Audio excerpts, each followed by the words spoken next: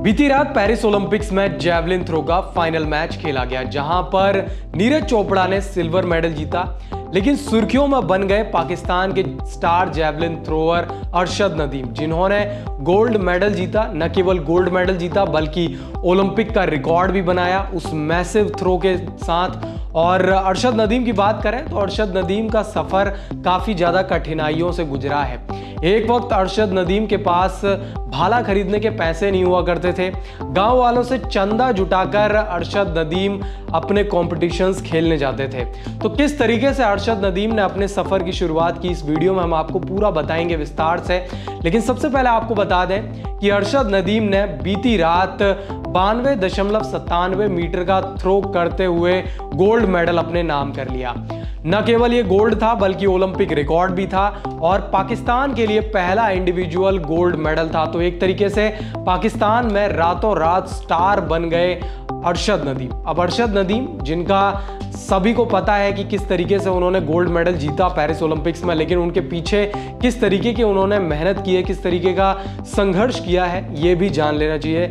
क्योंकि अरशद नदीम जिस तरीके का माहौल से आए हैं, बहुत ही कम स्पोर्ट्स पर्सन उस तरीके के माहौल से आते हैं। और खासकर पाकिस्तान, जहां पर चीज़ों का इतना अभाव रहता है, जहां पर रिसोर्सेज का इतना अभाव रहता है, वहाँ से निकलना और जिस तरीके का उनका प्रदर्शन था, वहाँ से जैवलिन थ्रो में इतना बढ़िया प्रदर्शन करना, ये अपने आप में एक बहुत बड़ी बात है। सबसे पहले आपको बता दें कि पंजाब के मियाँ चुन्नू गांव के रहने वाले हैं अरशद नदीम।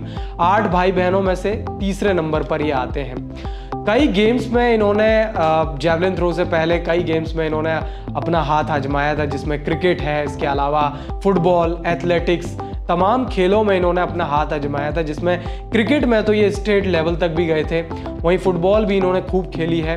एथलेटिक्स में ये शॉट पुट, इसके अलावा लॉन्ग जंप, इन सभी गेमों में हाथ ये आजमा चुके हैं। लेकिन इनको मज़ा जो है वो जैवलिन फेंकने में ही आया। शुरुआत इन्होंने जैवलिन की पंजाब यूथ फेस्टिवल्स में लगातार 2 गोल्ड मेडल जीतकर की। और इस खेल में आने के पीछे उनके पिता मोहम्मद अशरफ का बहुत अहम योगदान रहा है।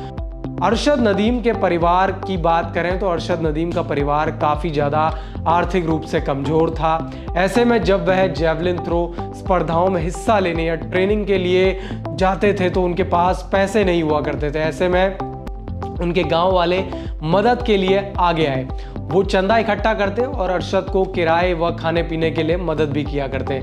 उनके पिता ने समाचार एजेंसी को ये बताया कि किस तरीके से उन्होंने एक संघर्ष किया, अरशद ने किस तरीके से संघर्ष किया और अरशद इस जगह तक कैसे पहुँचे, किस तरह उनके गांव वाले और रिश्तेदार पैसे दान करते थे जिससे वह ट्रेनिंग और बाकी इवेंट के लिए दूसरे शहरों में जा सके।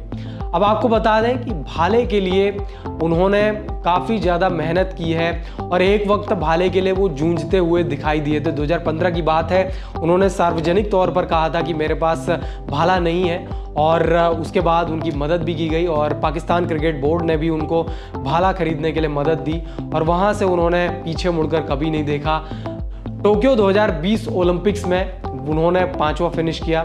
इसके बाद अरशद नदीम ने 2022 कॉमनवेल्थ गेम्स में गोल्ड मेडल जीता था। हालांकि इसमें नीरज चोपड़ा नहीं थे। इसके बाद उन्होंने जो अगला उनका मेजर कंपटीशन था वो था वर्ल्ड चैंपियनशिप में उन्होंने सिल्वर मेडल जीता और वहाँ पर नीरज चोपड़ा ने कमाल का प्रदर्शन किया था। इसके बाद अगर देखा जाए तो अब पेरिस ओलंपिक्स में ओलंपिक रिकॉर्ड के साथ उन्होंने गोल्ड मेडल जीता है और वहीं नीरज चोपड़ा ने इस बार सिल्वर मेडल जीता है। आपको बता दें कि नीरज चोपड़ा को इन्होंने पहली बार हराया है, तो एक तरीके से एक बहुत बड़ी बात है, इनके लिए भी एक बहुत बड़ी अचीवमेंट है क्योंकि नीरज चोपड़ा अपने आप में एक लेजेंड बन चुके हैं। और अगर देखा जाए तो नीरज चोपड़ा और इनके बीच में काफ़ी अच्छी और काफ़ी गहरी दोस्ती भी है। स्पोर्ट्स से जुड़ी तमाम खबरों के लिए वन इंडिया हिंदी के साथ बने रहें।